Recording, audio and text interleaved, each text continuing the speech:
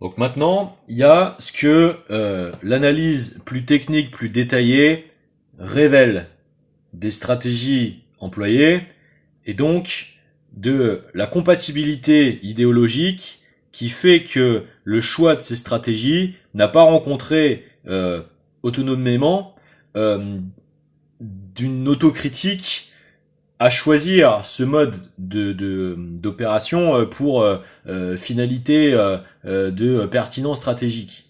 Et c'est ça qui va vous mettre la puce à l'oreille et vous allez comprendre pourquoi. Donc déjà, il y a l'association du fait de venir dire, donc si on écoute Alice Cordier, porte-parole du collectif Némésis, donc un homme qui ne voulait que protéger. Mais protéger de quoi en fait? Protéger du fait d'aller provoquer des réunions de défenseurs des droits? Parce que ça ressemble très fortement à deux choses. Premièrement, dans la tradition militaire, ça ressemble à la perversité de systèmes défensifs permettant de nudger la capacité offensive, défensive de l'ennemi, puisque la, le, la façon de l'avoir développé comme tordage de la réalité, donc de perversité stratégique, c'est les SAS britanniques avec l'utilisation de boucliers humains enfants pour s'exfiltrer des zones de perpétration d'actes coloniaux. Donc, ça a déjà cette hybridation avec cette acuité pseudo-stratégique, mais surtout incroyablement perverse de l'histoire militaire britannique. Et on voit bien que c'est particulièrement ce qui est à l'œuvre dans la colonialité de la politique de l'État d'Israël. Hein. Systématiquement venir dépasser les zones délimitées par les traités internationaux pour aller provoquer par harcèlement des citoyens légitimes sur leur propre terre, tout en essayant de renverser et d'organiser systématiquement la perception des événements comme renversés, où c'est la haine anti-colon qui amènerait la violence. Donc on voit le dispositif de tentative d'inversion de la charge accusatoire permanente, préméditée, anticipée même, intégrée dès le choix du procédé stratégique. Donc déjà, ça met la puce à l'oreille, puisque ce n'est pas la base du droit en France. La base du droit en France, c'est la pleine légitimité des individus nés libres et égaux en droit de façon irréductible, dont chacun a droit à un procès équitable. Donc, le seul moyen de faire le procès équitable de l'intégralité des parties en présence, c'est et la victime d'établir la complète vérité, c'est-à-dire qu'est-ce qui a déclenché ces violences, quels sont les mobiles, quelles sont les intentions, puisqu'il faut qualifier les intentions pour qualifier le crime, et la probité et la proportionnalité du droit de la stricte réalité des faits, pas une hypertrophie, pas une instrumentalisation, et certainement pas son simulacre. Donc déjà, la première des priorités pour l'excellence du droit français, c'est d'appliquer déjà ces trois prérogatives irréductibles. Quel est le déclencheur? Quels sont les mobiles? Quelles sont les intentions? Et quelle est la chronologie véritable de la factualité mesurée des faits? Déjà, ça, on n'a aucune réponse. Tout ce qu'on a, c'est des bribes de factualité. On a les images de la X, donc on voit une foule sur un individu, on ne sait pas qui ils sont, on ne sait pas d'où ils viennent, on ne sait pas ce qui s'est échangé pour déclencher l'incident, on ne sait pas exactement véritablement où dans le suivi chronologique de quoi. Donc déjà, parler avant la maîtrise de ces éléments, c'est déjà en fait une faute professionnelle, médiatiquement, encore plus judiciairement, mais bon, c'est pas la justice qui le fait. Là, c'est la médiacratie. Deuxièmement, est-ce qu'il y a véritablement homicide? Je sais que cette phrase va choquer, mais on vit à une époque où Epstein disposait de différents passeports internationaux.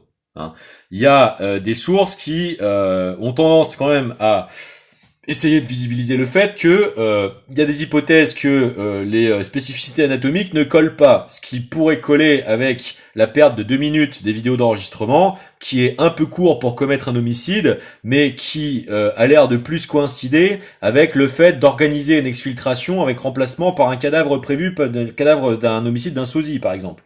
Hein, ou allons dans les délires les plus complotistes d'un clone, de farm de clones qui permet de disposer de plusieurs corps de rechange. Je veux dire, après tout, Saddam Hussein disposait d'un département entier de sosies pour intégrer ce genre de stratégie dans sa stratégie de défense. Donc c'est pas inimaginable, vous voyez.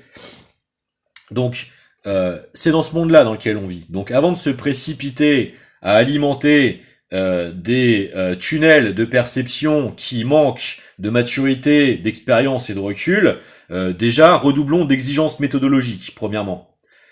Donc déjà, est-ce qu'il y a réellement homicide? Parce que si on doit faire le procès d'intention en moment électoral, de faits qui n'existent pas mais qui sont mis en scène par le camp adverse, ça veut dire que c'est plus de la justice, c'est de la perversité manipulatoire. Et ça met d'autant plus, encore plus, la puce à l'oreille, puisque c'est exactement ce que l'extrême droite ne supporte pas, de ce qu'elle fantasme être reproché à la place des faits, à la neutralisation de Sarkozy, puis de Marine Le Pen. Donc, on voit que il y a ce miroir qui se veut être plénipotentiaire d'efficacité du moment parfait d'essayer d'opérer ces bascules, de choisir le moment crucial pour essayer de frapper. Et en plus de ça, ça continue de coïncider profondément avec le reste des éléments. Donc Alice Cordier, elle connecte donc la soi-disant prétention de protection, donc dont on voit qu'en réalité il s'agit d'une perversion totale de la réalité situationnelle. C'est Némésis qui est allé au contact tenter de harceler la tenue d'une conférence d'une défenseuse du droit international devant des violences génocidaires coloniales, illégales, et se voulant d'autant plus qu'illégale, matricielle de tentative d'altération des conditions existentielles de l'intégralité de la condition humaine sur la planète, en tentant de se faire le précédent de la ridiculisation, la neutralisation du droit international dans le monde. Donc c'est particulièrement important de s'en occuper. Et donc elle associe ça tout de suite dans ses propres mots, quasiment en 2 phrases, avec l'extrême gauche. Donc déjà elle produit une essentialisation, déjà il y a rien qui factuellement permet d'inculper le raccourci entre les violences qui se sont produites et une quelconque inféodation hiérarchique avec la France insoumise. Au pire des hypothèses audibles, il y a les témoignages de leur propre rang, d'essayer d'incriminer un tel ou un tel autour de Raphaël Arnaud, etc. Et de tout de suite faire l'extension essentialiste avec la jeune garde, comme si la jeune garde, de toute façon, serait un moteur à elle-même de violence. On rappelle que la jeune garde a été constituée en réponse à l'explosion de violence, de déprédation dans la rue, d'atteinte à l'intégrité physique des êtres humains par des groupuscules néophalangistes d'extrême droite. C'est exactement la dynamique qui tente d'être panspermicisée partout dans le monde internationalement pour déborder les démocraties. Toute la campagne de Donald Trump est faite de tentatives d'attentats, de voitures béliers dans la foule, Charlottesville, etc., d'attentats de Charlie Kirk, dont tout de suite, dès qu'on enquête, on trouve nombre d'éléments troublants sur le service de sécurité rapproché appartenant à des services spéciaux, des Lions de Judée, etc., etc. Donc pareil, c'est toujours la même schématique, la même popote. Donc on voit bien que il y a cette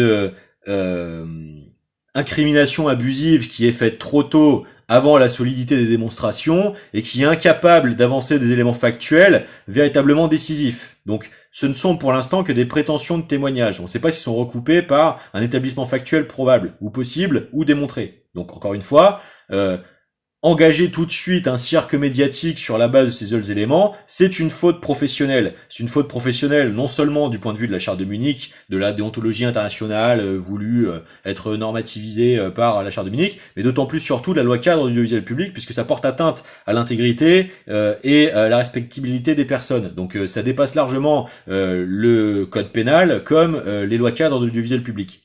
En plus de ça, ça peut être qualifié pénalement de façon beaucoup plus grave pour obstruction à la justice, hein, et tentative de manipulation justement de déroulage d'une instruction judiciaire. Donc ça peut aller très très loin pénalement. Et enfin, la dernière articulation pseudo-argumentationnelle, c'est des chiens fous. Et on est encore sur cet élément de langage précis qui est le canidé, le chien. On rappelle que c'est l'élément de langage utilisé par Donald Trump, hein, contre, soi-disant, la diaspora portoricaine, donc un relent raciste qu'ils avaient accusé, hein, de façon fausse, hein, de manger les chiens, hein, ce qui était encore une façon sous-jacente de crypto-communiquer éventuellement sur l'homosexualité, puisque en argot, hit dogs, hein, ou hot dogs, c'est souvent une allusion sexuelle, hein, donc c'est jouer sur cette ambivalence, cette ambiguïté de multi-registres pour continuer en fait de cristalliser des provocations à se faire focaliser l'attention, elles-mêmes servant de dérivatif au fait d'essayer de renverser la perception du réel de l'atteinte aux droits fondamentaux des personnes, hein, pour toujours la retraîner dans ces clivages, etc., où tout homosexuel serait le parangon d'une mise à bas de la démocratie constitutionnelle, etc., etc. Donc tous les